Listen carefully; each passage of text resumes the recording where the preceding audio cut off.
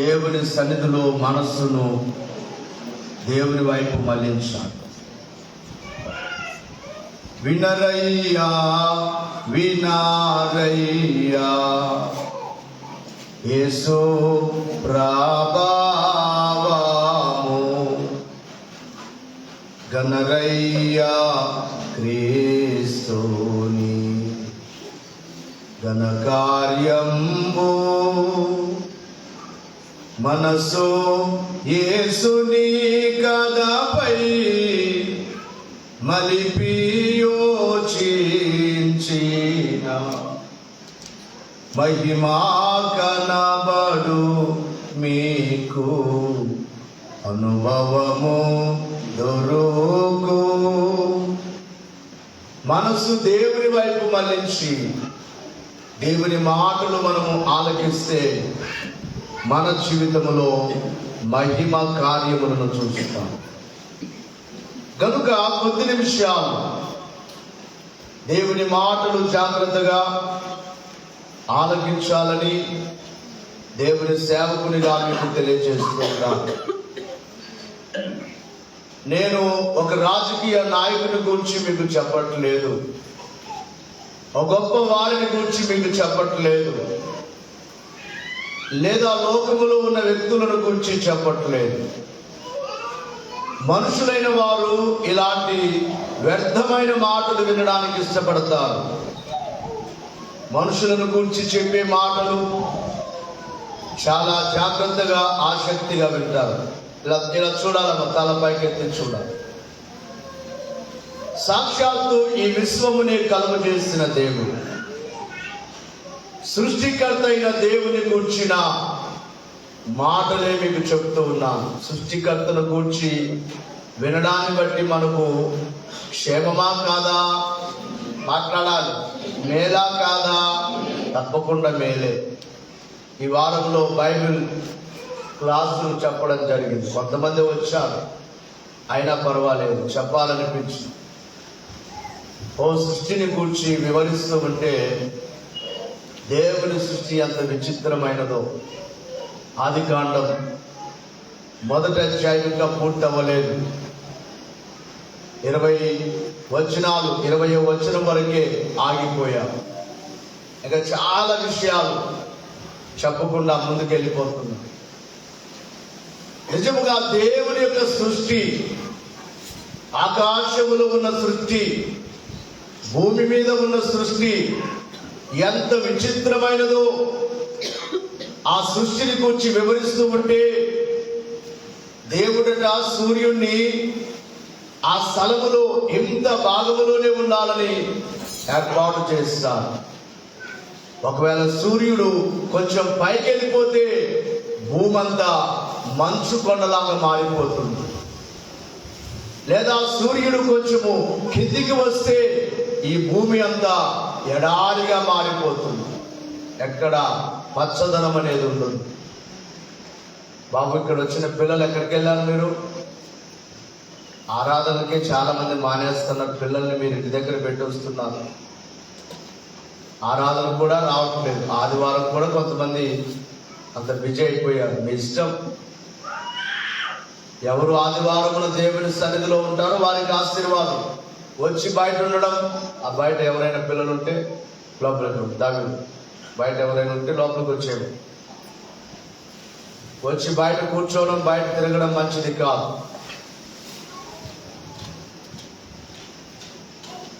ప్రియులారా, గమనించాలి. పునరుద్ధానుడైన యేసు వారిని గురించి, ఆయన శిష్యులలో ప్రధానమైన శిష్యులుగా పిలువబడుచున్న పేతురు గారిని గురించిన కొన్ని విషయాలు చెప్పాలని పరిశుద్ధాత్మ దేవుడు ప్రేరేపిస్తూ ఉన్నారు. ఈ పేతురు గారికి మొదటిగా పరలోక రాజ్యం యొక్క తాళపు చెవులు ఇచ్చినట్లుగా ప్రభువున్నారు. ఇదిగో పరలోక రాజ్యం యొక్క తాళపు చెవులు నీకు ఇచ్చాను, నీకు అధికారం ఉన్నది. నువ్వు భూమి మీద వేటినైతే బంధిస్తావో పరలోకములో నేను వాటిని బంధిస్తాను. భూమి మీద మీకు అధికారం ఇచ్చానని చెప్పిన పేతురు గారు మనకు కనబడుచు ఉన్నారు. అయితే ప్రియులారా, ఈ పేతురు పునరుద్ధారుడైన ప్రభువు పునరుద్ధారుడైన తర్వాత ప్రభువును చూడక మునుపు, దైవ దర్శనాన్ని చూడక మునుపు, పునరుద్ధారుడైన ప్రభువును చూడక మునుపు అతనిలో కొన్ని స్వభావాలు ఉండేవి.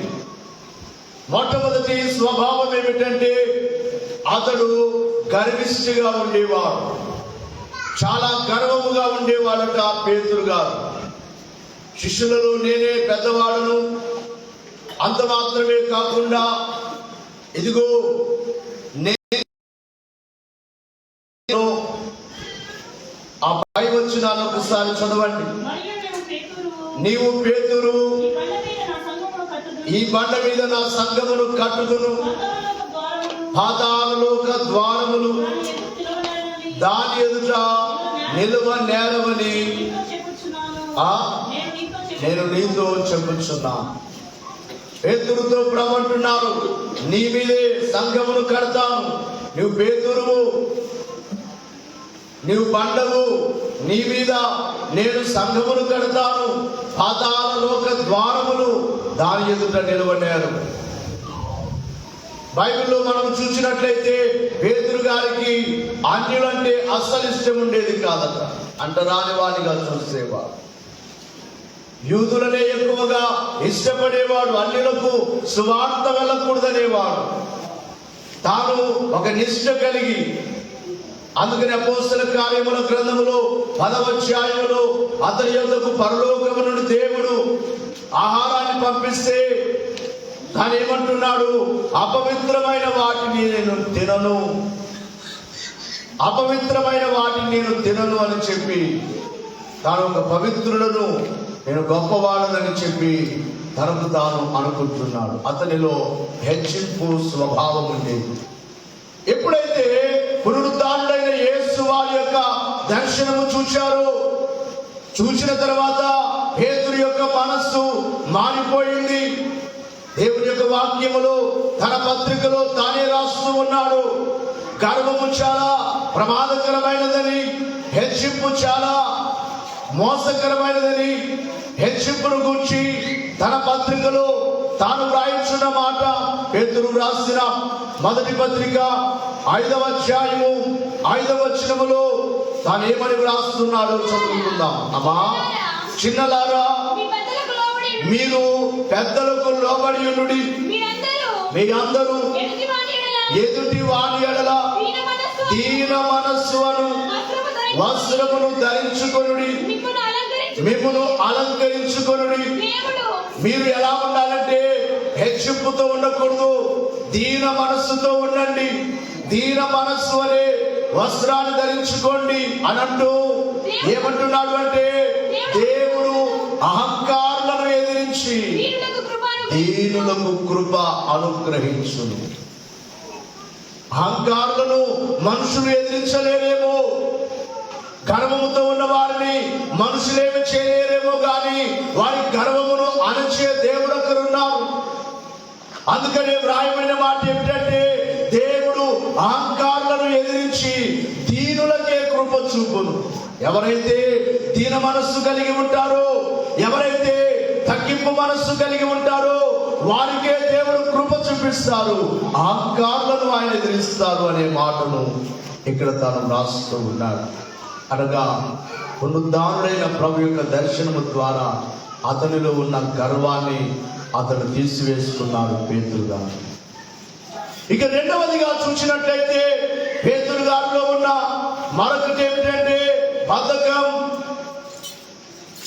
పునరుద్ధారుడైన ప్రభువును చూడక మునిపే అతడు బద్ధకముగా ఉండేవాడు, మత్తుగా ఉండేవాడు. అంతకు మునుపు తాను నిద్రమత్తుతో ప్రభు చెప్పినా, ఇదిగో మెలకువగా ఉండండి, మెలకువగా ఉండండి ముమ్మారు చెప్పినా బద్ధకముతో నిద్రించిన వాడు.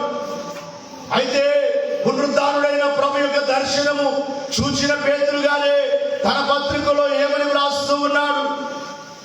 దేవుని యొక్క వాక్యములో పేతురు రాసిన మొదటి పత్రిక 5వ అధ్యాయము 8వ వచనములో చూస్తే, నిబ్బరమైన బుద్ధి గలవారై మెలకువగా ఉండండి. ఒకప్పుడు తాను నిద్రమత్తులో ఉండేవాడు. తన పత్రికలో ఏమని రాస్తూ ఉన్నాడంటే, నిబ్బరమైన బుద్ధి గలవారై మెలకువగా ఉండుడి. మీ విరోధి అయిన అపవాది గర్జించు సింహం వలె ఎవరిని మింగుదునా అని వెదకుచు తిరుగుచూ ఉన్నాడు. మెలకువగా ఉండండి. నిద్రమత్తులు ఉండేవాడు నేను ఒకప్పుడు. ఆయన చూచాను, ఆయన దర్శనాన్ని చూచాను. కాబట్టి ఇప్పుడు నేను మెలకువగా ఉన్నాను. నేను మెలకువగానే ఉన్నాను. మీరు కూడా మెలకువగా ఉండండి. మెలకువగా ఉండండి ప్రియులారా, మీ మీద కీడున్నది ప్రియులారా. ప్రక్కనే ఉన్నాడు భగవాడు, మన చెక్కికి చేరాడు శనిగాడు. మెలకువగా నుండండి ప్రియులారా, మన మీద కీడున్నది ప్రియులారా. గమనించాలి ప్రియులారా, తాను ఎప్పుడైతే ప్రభు యొక్క దర్శనాన్ని చూచాడో తన యొక్క జీవితం మార్చుకొని తాను చెప్పే మాట ఏమిటంటే, మీరు మెలకువగా ఉండండి. ఒకవేళ మీరు మత్తుగా ఉంటే మీ విరోధి అయిన అపవాది తిరుగుచూ ఉన్నాడు. ఎవరైతే మత్తుగా ఉన్నారో వారిని మృంగివేయడానికి లేక వారిని పడగొట్టడానికి వాడు తిరుగుతూ ఉన్నాడు సాతాను. ఇక మూడవదిగా చూసినట్లయితే, అయితే ఇక్కడ రెండవదిగా తనలో ఉన్న బద్ధకాన్ని ప్రభు యొక్క దర్శనము ద్వారా తీసివేసుకున్నాడు. మూడవదిగా చూసినట్లయితే తాను పునరుద్ధారుడైన ప్రభు యొక్క దర్శనము ద్వారా స్వశక్తి మీద, తన స్వంత శక్తి మీద ఆధారపడక ప్రభు మీద ఆధారపడుతూ ఉన్నాడు. అంతకు మునుపు తన మీద తాను ఆధారపడిపోయేవాడు. తన మీద తాను ఆధారపడిపోయేవాడు కానీ ఆ తర్వాత తాను ప్రభు మీద ఆధారపడుతూ ఉన్నట్లుగా పేతురు రాసిన మొదటి పత్రిక 3వ అధ్యాయము 2వ వచనం.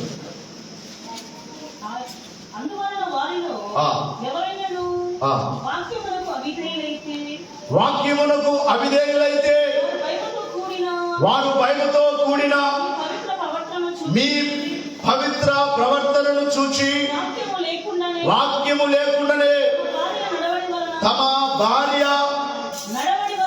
నడవడి వలన రాబట్టవచ్చు. గమనించాలి, ఇక్కడ వాక్యం మీద ఆధారపడుతూ ఉన్నాడు. 26:52లో ఒక కత్తి తీసుకొని మలుపు చెవి నరికేశాడు.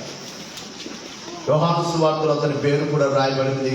18వ అధ్యాయం 10వ వచనంలో పేతురు ఆ చెవి నరికిన వ్యక్తి పేరు మలుపు. అంతకుముందు తన స్వంత శక్తిని, తన బలాన్ని చూపిస్తూ ఉన్నాడు.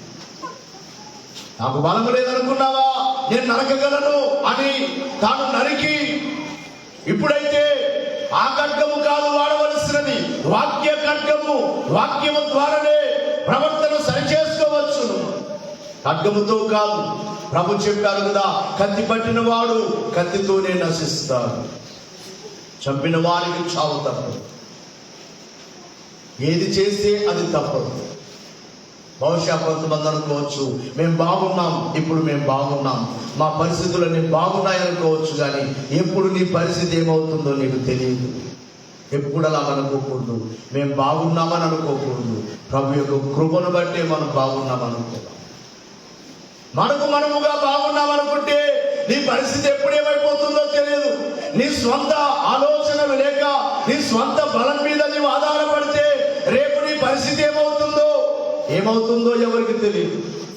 ఎప్పుడు ఏమవుతుందో ఎవరికి తెలియదు. కనుక ప్రియులారా, అంతకు మునుపు తన సొంత బలం మీద ఆడుకున్నాడు కానీ ఇప్పుడు వాక్యము మీద, వాక్యం అనే ఖడ్గం మీద ఆధారపడినట్లుగా చూస్తూ ఉన్నాం. 4వదిగా పునరుద్ధానుడైన ప్రభు యొక్క దర్శనము ద్వారా పేతురు గారు లోక స్నేహాన్ని విడిచిపెట్టాడు. ప్రభును బంధించి తీసుకుని వెళుతూ ఉంటే ఆ సైనికులతో కలిసి కూర్చున్నాడు. మత్తయి సువార్త 26:58లో, మత్తయి సువార్త 26:58లో నిజముగా ఇందాక వాక్య ప్రకటనలో కూడా మనం చదువుకున్నాం. దేవుని పిల్లలకు లోక స్నేహం ఉండకూడదు. ఎవరి స్నేహం ఉండకూడదు? లోకముతో మనకు స్నేహం ఉండకూడదు. అంటే ఎవరితో మాట్లాడకూడదని కాదు దాని అర్థం. వారితో కలిసి వారి మాటలు మాట్లాడడం, వారితో కలిసి వారి వలె ప్రవర్తించడం. చదవండి ఒకసారి 26:58. ప్రధాన యాజకుని ఇంటి ముంగిట వరకు దూరం నుండి వెంబడించి లోపలికి పోయి దీని అంతము ఏమవునో అని చూడవలెనని బంట్రౌతులతో కూడా కూర్చుండెను. ఎక్కడ కూర్చున్నాడట? బంట్రౌతులతో కూడా కూర్చున్నాడు పేతురు. ప్రభును బంధించిన వారితో, ప్రభును హింసించుచున్న వారితో తాను కూడా కూర్చున్నాడంటే చెడు సహవాసము, లోక సహవాసము, దుర్మార్గుల సహవాసాన్ని కోరుకున్నవా వారితో కలిసి కూర్చున్నవా. దయచేసి వినండి. ఇలా ఇందాక మనం చదువుకున్నాం 4వ వచనం కీర్తనల గ్రంథం 26:4లో, కీర్తనల గ్రంథం 26:4 పనికి మాలిన వారితో నేను సాంగత్యము చేయను. ఇక్కడ అంటున్నాడు, దావీదు గారు అంటున్నారు, నేను ఎవరితో సహవాసం చేయనంటే పనికి మాలిన వారితో. పనికి మాలిన మాటలు మాట్లాడుతుంటారు చూడండి, పనికి రాని మాటలు మాట్లాడుతూ ఉంటారు చూడండి. అలాంటి వారితో నేను సాంగత్యము చేయను, అంటే సహవాసము చేయను. వేషధారులతో పొందు చేయను. పైకి బాగానే కనబడుతూ లోపల ఒకటి పెట్టుకొని మాట్లాడే వారితో నేను సాంగత్యము చేయను, సహవాసము చేయను. అది ప్రమాదం. బయటకు ఒకటి, లోపల ఒకటి. దేవుని పిల్లలు ఏనాడు ఉండదు.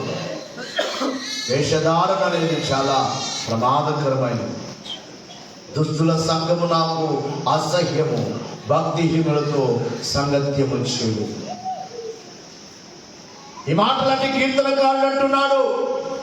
అయితే పేతురు గారే దుష్టులతో కలిసిపోయాడు. దుష్టుల ఆలోచన చెప్పున నడువక, పాపల మార్గమున నిలవక, అపహాసకులు కూర్చుండు చోటున కూర్చుండక అని మొదటి సంకీర్తనలో వ్రాయబడినట్టుగా అపహాసకులతో కలిసి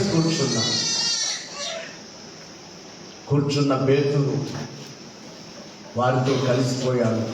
అందుకే తన పత్రికలు రాస్తూ ఉన్నాడు, అలాంటి వారితో సహవాసం చాలా బాధకరము అని రాస్తుంది. పేతురు రాసిన 2వ పత్రిక 2వ అధ్యాయం 7వ వచనములో అలాంటి దుర్మార్గులతో సహవాసము బాధకరము. దుర్మార్గుల కామయుకార యుక్తమైన నడవడి చేత బహు బాధపడిన నీతివంతుడైన లోతును తప్పించెను. ఆ నీతివంతుడు వారి మధ్యను కాపురం ఉండి తాను చూచిన వాటిని బట్టి, వినిన వాటిని బట్టి వారి అక్రమమైన క్రియల విషయంలో దినదినము నీతిగల తన మనస్సును నొప్పించుకుని చూవచ్చు. వారిని చూచి మనం బాధపడాలి తప్ప వారితో మనం కలిసిపోకూడదు అని రాస్తుంది. అంతకుముందు వారితో కలిసి కూర్చున్నాడు. ఇప్పుడు ఏమంటున్నాడంటే అలాంటి వారిని గురించి లోతు బాధపడ్డాడు. చూడండి, దుర్మార్గులను చూచి లోతు బాధపడ్డాడు. అన్యాయస్తుల్ని చూచి లోతు బాధపడ్డాడు. వారి మధ్యలోనే ఉన్నాడు. మనము కూడా అలాంటి వారి మధ్యలోనే ఉన్నాం. ఎంతో మంది మనం మేలు చేస్తే మనకు కీడు చేయాలని చూచేవారే ఉంటారు. అలాంటి వారి మధ్యలోనే ఉన్నాం. అయితే వారితో మనము సహవాసము చేయకూడదు. అంటే మొదటిగా లోక సహవాసము కలిగిన పేతురు పునరుద్ధారుడైన ప్రభువును చూసిన తర్వాత తన మనస్సు మార్చుకొని తాను అంటున్నాడు, ఇదిగో ఆ స్నేహం మంచిది కాదు. ఇక 5వదిగా పునరుద్ధారుడైన ప్రభు ద్వారా శరీర సుఖాన్ని విడిచిపెట్టాడు పేతురు. అంతకుముందు సుఖాన్ని కోరుకున్నాడు. చలిమంట, చలికి తట్టుకోలేక చలిమంట దగ్గర కూర్చున్నాడు, చలి కాల్చుకుంటున్నాడు. అయితే తన పత్రికలు రాస్తూ పేతురు రాసిన మొదటి పత్రిక 2వ అధ్యాయం 11వ వచనములో, ప్రియులారా పరదేశులను యాత్రికులనై ఉన్నారు కనుక ఆత్మకు విరోధముగా పోరాడు శరీరాశలను విసర్జించి అన్య జనులు మిమ్మును ఏ విషయములో దుర్మార్గులని దూషితురు ఆ విషయంలో వారు మీ సత్క్రియలను చూచి వాటిని బట్టి దర్శన దినమున దేవుని మహిమపరచునట్లు వారి మధ్యను మంచి ప్రవర్తన గలవారై ఉండవలనని మిమ్మల్ని బ్రతిమాలుకుంటున్నాం. ఇక రాస్తూ శరీర క్రియలను విడిచిపెట్టండి, శరీర సుఖాన్ని కోరుకోవద్దు, శరీరాశలు కోరుకోవద్దు. ఈ రోజున ప్రతి మనిషి కోరుకునేది అదే. ఈ వారంలో చెప్పాను కదా, అసలు ఈ శరీరాన్ని కలుగు చేసింది ఎవరు? మాట్లాడలేదు. మన సృష్టికర్త ఎవరు? గట్టిగా చెప్పాలి. దేవుడా? తల్లిదండ్రులా? చెప్పండి. కొంతమంది ఇలా మాట్లాడే ఎగతాలు, దేవుడంట, దేవుడు పుట్టించాడంట వీళ్ళు. ఎగతాళిగా మాట్లాడే వారు కూడా అలా కనిపించుకున్నాను నేను, అందుకే ఆ మాట్లాడుతున్నా. ఆదామును నేలమంటితో నిర్మించాడు గాని నిన్ను నన్ను తల్లి గర్భములో నిర్మించాడు ఆయన. ఆ మాటను ఒట్టిగా కాదు, బైబిల్లోనే ఆధారము. ఒకసారి దేవుని యొక్క వాక్యములో చదువుకుందాం. కీర్తనల గ్రంథములో 139వ సంకీర్తన చదవండి. అక్కడ రాత్రి చెప్పిన ఆ వచనాలు ఒక్కసారి, అంతకు ముందు మరొక వచనం కూడా మీకు చెప్పాలి. ఒక్కసారి అది చదువుమా. మనందరికి తండ్రి ఒక్కడే. మలాకీ గ్రంథం 2వ అధ్యాయం 5వ వచనం. మలాకీ గ్రంథం 2వ అధ్యాయం 5వ వచనం.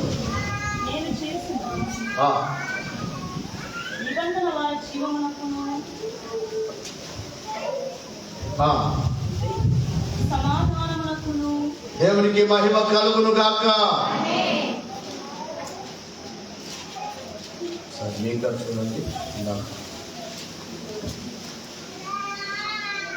మరణము గెలచిన జయ యేసు, మరణము ఓడెను జయ యేసు,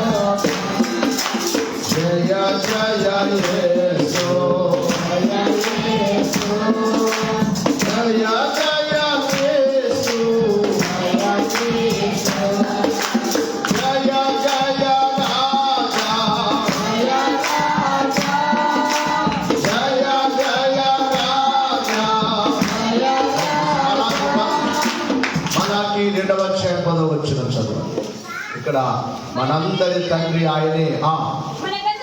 మనకందరికి తండ్రి ఒక్కడే కాడా? ఒక్క దేవుడే మనలను సృష్టించిన వాడు కాడా? మనందరి తండ్రి ఎవరట? గట్టిగా చెప్పండి. మనందరికి తల్లిదండ్రులు వేరుగా ఉండవచ్చు. నీ తండ్రికి, నా తండ్రికి, మనందరికీ, ఈ లోకములో ఉన్న నరులందరికీ. అందుకే మనం పాడుకుంటాం, నరులకు తండ్రి నరరక్ష పుత్రుడు. దేవుడే మనకు తండ్రి.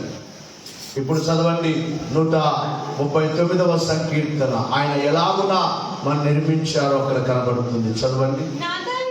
నా అంతరింద్రియములను నీవే కలుగ చేసిందివి, నా తల్లి గర్భమందు నన్ను నిర్మించిన వాడవు నీవే. నీవు నన్ను కలుగ చేసిన విధము చూడగా భయమును ఆశ్చర్యమును నాకు పుట్టుచున్నది. తల్లి గర్భమందు నిర్మించిన వాడు. ఆదామును నేల మట్టితో నిర్మించినట్లయితే నిన్ను నన్ను తల్లి గర్భములో నిర్మించారు. ఏది మనకు తక్కువ లేకుండా. అమ్మా దయచేసి ఇలా చూడండి. ఈ వారంలో ఒక చిన్న బాబు బెంగళూరుకి, ఆ ఫోటో కూడా నాకు, ఆ వీడియో పంపించా. ఆ బాబుకి ఏదో గొంతులో ప్రాబ్లం, ఊపిరి పీల్చుకోలేడు, అలాగున ఆయాసపడిపోతున్నాడు. ఏదైనా చిన్న సమస్య ఉంటే దాన్ని మనం దాన్ని సరి చేసుకోలేమే. అందుకని ఇక్కడ అంతరింద్రియములను కలుగు చేసిన వాడవు నీవే, తల్లి గర్భములో నన్ను నిర్మించిన వాడవు నీవే. ఈ తల్లి గర్భములో లోపలున్న అవయవాల్లో ఏ ఒక్కటి పని చేయకపోయినా ఎంత బాధ. కిడ్నీలు చాలా ముఖ్యము.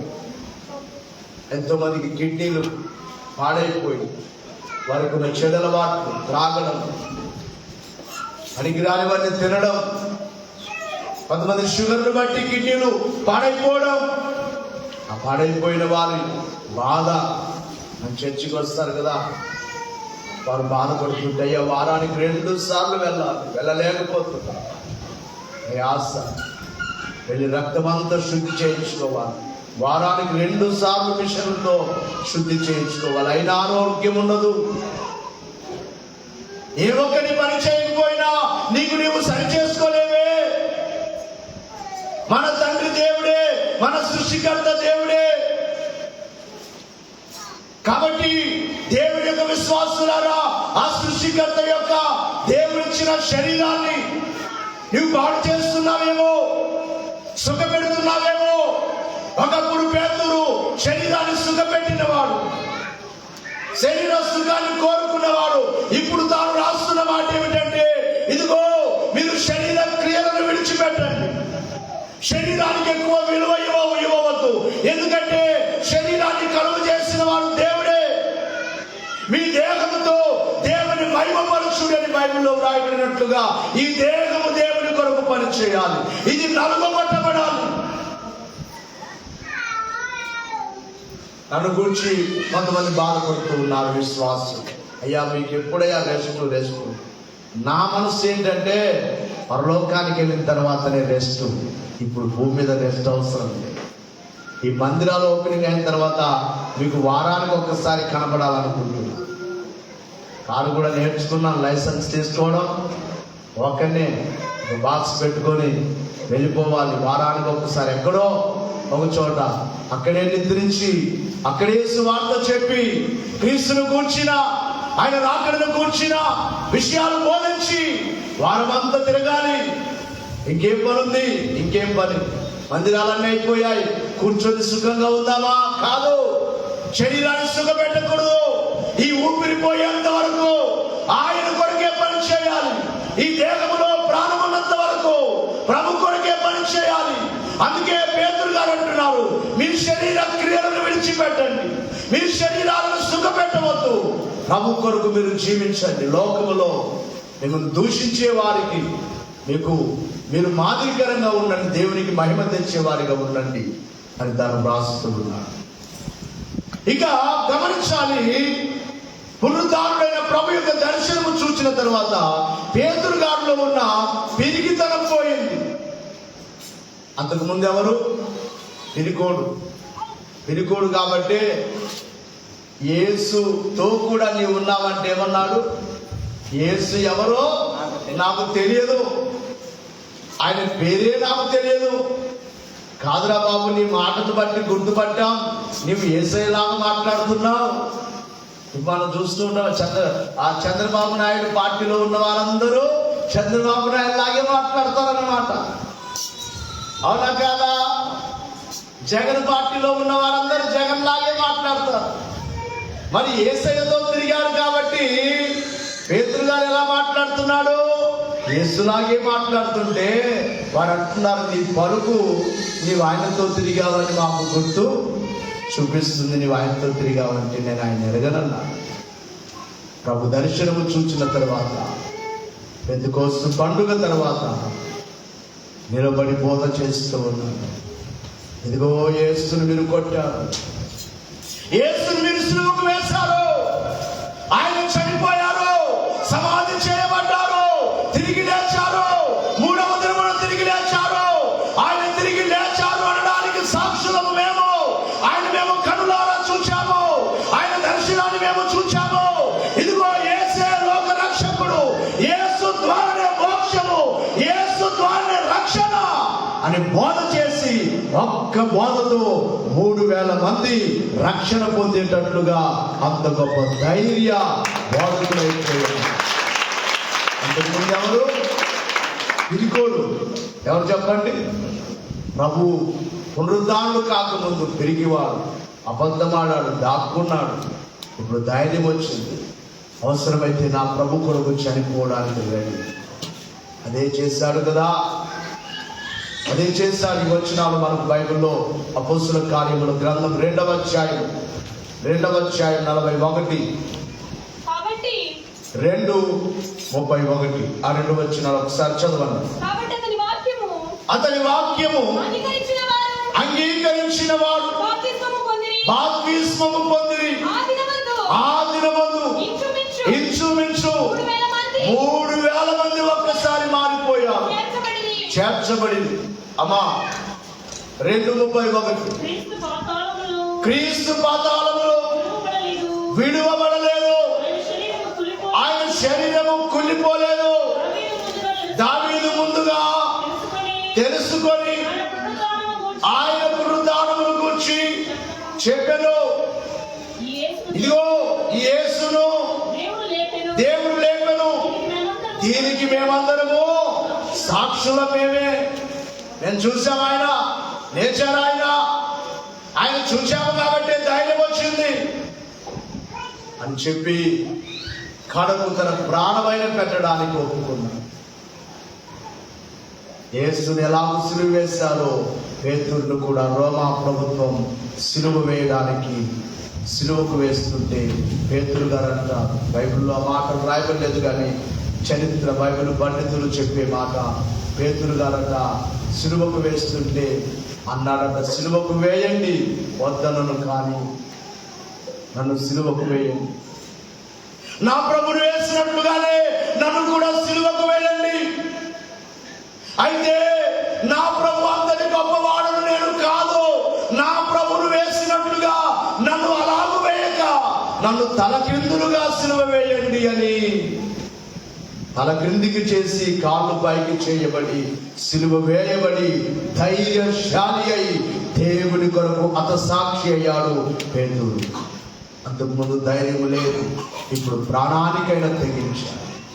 క్రీస్తు కొరకు, క్రీస్తును గూర్చిన సాక్ష్యము చెప్పుటకు నా ప్రాణం పోయినా పర్వాలేదు అని చెప్పి దేవుని కొరకు హతసాక్షి అయిపోయాడు. అంతకు మునుపు ఆయన చంపుతాడేమో అని భయపడ్డాడు, ఇప్పుడు తన ధైర్యముతో ఉన్నాడు. ఇక చివరిగా లాస్ట్గా పునరుద్ధానుడైన ప్రభు దర్శనము పొందిన పేతురు గారు అంటున్నారు, అగ్నిలాంటి శ్రమలు వచ్చినా వాటిని ఎదుర్కోవాలి. శ్రమలు వస్తాయి, దేవుని పిల్లలకు శ్రమలు వస్తాయి. శ్రమలు లేకపోతే నీ జీవితము, శ్రమలు లేకపోతే నీకు విలువ లేదు. విశ్వాస యొక్క జీవితంలో శ్రమ అవసరము. ఏదో ఒక శ్రమ, ఏదో ఒక కష్టం. మానవుడు శ్రమను పొందక దైవా, మానవుడేటు కాగ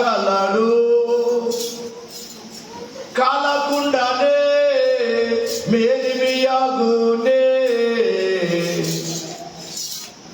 కనకము కొలిమియందు. బంగారమును కొన్ని దినాలు వేసుకున్న తర్వాత అందులోనికి మట్టి కలిసిపోతే మరలా కంసాలి వారి దగ్గరికి తీసుకొని వెళితే ఆ బంగారమును వారు కాల్చిన బంగారము ఏ విధముగా మేలిమి బంగారముగా మార్చబడుతుందో, కాలకుండానే మేలిమియగునే, కనకము కొలిమియందు. కాలిన మస్తు రాలిపోవును,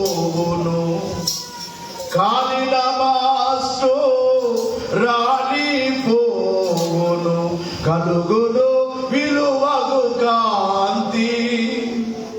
అలాగుననే ఈ లోకము నా మానవుడు శ్రమను పొందక దైవా మానవుడెటు కాగలడు. శ్రమ లేకపోతే మనము దేవునికి దక్కము. నా జీవితంలో శ్రమయే నన్ను ఆయన ఎందుకు తీసుకుని వచ్చి 2001 భయంకరమైన మరణ అంశంలోకి వెళ్ళిన నా బ్రతుకు. ఇక చనిపోతానని ఒక రోజున ఒక గదిలో మోకరించయ్యా నన్ను తీసుకుంటే మీ రాజ్యానికి వస్తానన్నప్పుడు ప్రభు నాతో మాట్లాడి ఆ దర్శనమే ఈ రోజున ఒక మేలిమి బంగారములాగా ఆయన సేవ చేయడమే గొప్ప కాదా? ఇంత సేవ మీరు చూస్తున్నారు. 5 సంవత్సరాల క్రితం వచ్చిన శ్రమ మీలో చాలా మంది విశ్వాసులందరూ బాధపడ్డారు. కురుగోడు వారు బాధపడ్డారు. నా దగ్గరికి వచ్చి ఉండండి అయ్యా అని ఏడ్చారు. మాకు క్యాంపు వారు బాధపడ్డారు. గోనాల విశ్వాసులు వచ్చి బాధపడ్డారు. ఉదాల వారు అక్కడ మీరుంటే మీరు వచ్చేవారు వచ్చారు. చాలా మంది పిలిచినట్లుగా వచ్చారు. పోలీస్ స్టేషన్కు తిప్పితే పోలీస్ స్టేషన్కు స్త్రీలు కూడా వచ్చారు. మా అయ్యగారిని స్టేషన్కి తీసుకొని వస్తారా, మమ్మల్ని వేయండి అని పోలీసు వాళ్ళతో స్త్రీలు వచ్చి నిలబడి మాట్లాడారు. శ్రమలో మాతో ఉన్నాం.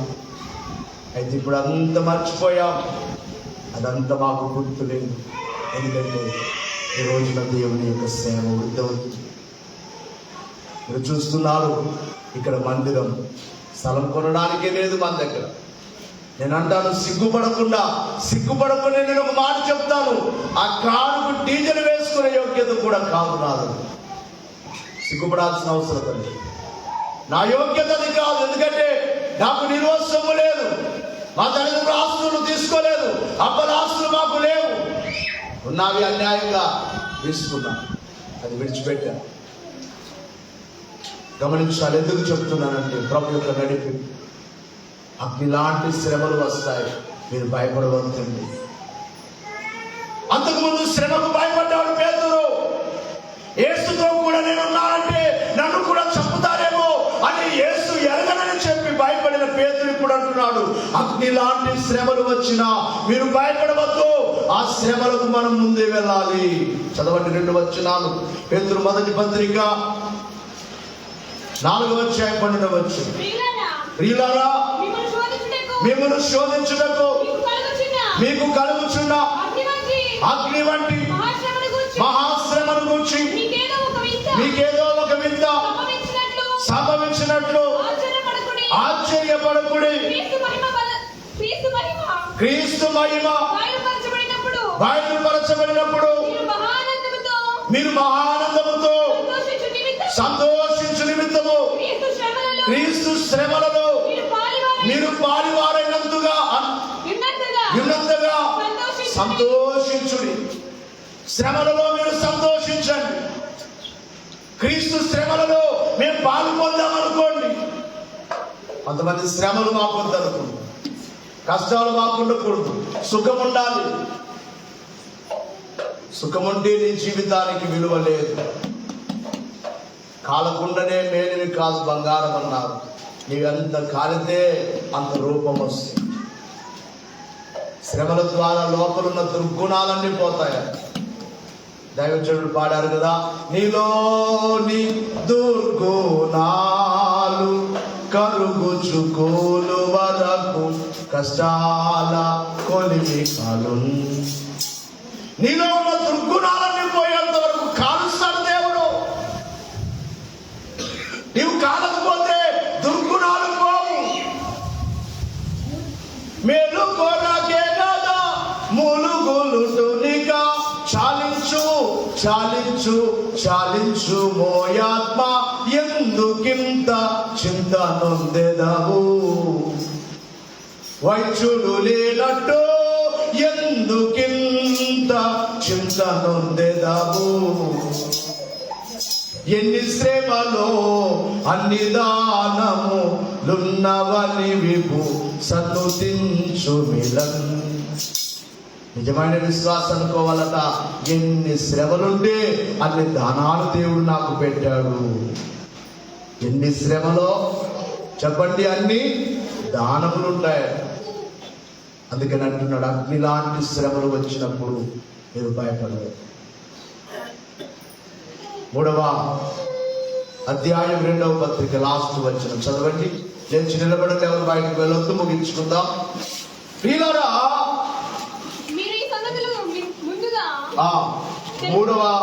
2వ పత్రిక 3వ అధ్యాయం 14వ వచనం. ప్రియులారా, వీటి కొరకు మీరు కనిపెట్టువారు కనుక శాంతము గలవారై ఆయన దృష్టికి నిష్కలంకులు గాను నిందారహితులు గాను కనబడినట్లు జాగ్రత్త పడుడి. శాంతము గలవారై మనం ప్రభు రాజ్యము కొరకు కనిపెట్టుచున్నాం, పరలోకము కొరకు కనిపెట్టుచున్నాం, రాకడ కొరకు కనిపెట్టుచున్నాం, క్రొత్త ఆకాశం కొరకు, క్రొత్త భూమి కొరకు కనిపెడుతున్నాం. కాబట్టి ఎన్ని శ్రమలు వచ్చినా శాంతముతో ఉండాలంట. ఎలా ఉండాలి? గట్టిగా చెప్పండి. నేను తట్టుకోలేమయ్యా ఈ బాధలు అంటారు కొంతమంది. చచ్చిపోవాలయ్యా, సావేం సాధిస్తావు? అప్పుడు పెద్దలు అనేవారు, ఇప్పుడు అలా ధైర్యం చెప్పేవారు ఎవరు లేరు. చచ్చేం సాధిస్తావురా? స్త్రీలు ఎవరైనా ఏడుస్తుంటే పెద్దల దగ్గరికి వచ్చామా, నా భర్త ఇంతగా బాధ పెడుతున్నాడు, రోజు త్రాగొస్తాడు, రోజు కొడతాడు, రోజు తిడతాడు, ఇంట్లో ఏం పట్టించుకోడు, బాధ్యత లేదు, ఈ భర్తతో బ్రతికేదానికంటే చచ్చేది మేలు అని ఎవరైనా అనుకుంటున్నారా? చచ్చేం సాధిస్తావు? అలాంటి భర్తతోనే జయించు, ప్రార్థన చేయి, ప్రభునడుగు. మీ జీవితంలో ఉన్న కష్టాలకు, బాధలకు, అప్పులకు, ఈ బ్రతుకు వద్దనుకుంటున్నావు, అవమానాలకు, దయచేసి అలా అనుకోవద్దు. చచ్చి ఏమి సాధిస్తావు? మన ప్రభు జయించారు, అన్నిటిని జయించారు. మనము కూడా జయించి ఆయన రాజ్యమునకు రాకకు సిద్ధపడదాం. పేతురు వలె మనలో ఉన్న చెడంతా తీసివేసుకొని, పేతురు వలె ధైర్యముతో, పేతురు వలె ఆసక్తితో, పేతురు వలె మనము ప్రభు రాజ్యము కొరకు ప్రయాసపడదాం. అట్టి భాగ్యం దేవుడు మనకు దయచేయును గాక. ఆమేన్.